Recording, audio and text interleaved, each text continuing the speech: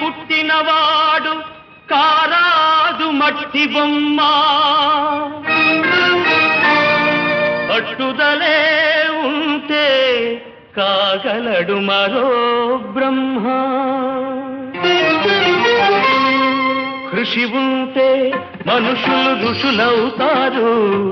మహాపురుషులవుతారు తరతరాలకి తరగని వెలుగవుతారు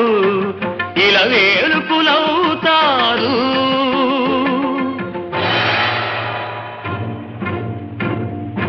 అడుగో అతడే వాల్మీకి బ్రతుకు వేట అతనికి అతి భయంకరుడు యమకింకరుడు అడవి జంతువుల పాలికి అడుగో అతడే వాల్మీకి పాల పిట్టల జంట వలపు తేనెల పంట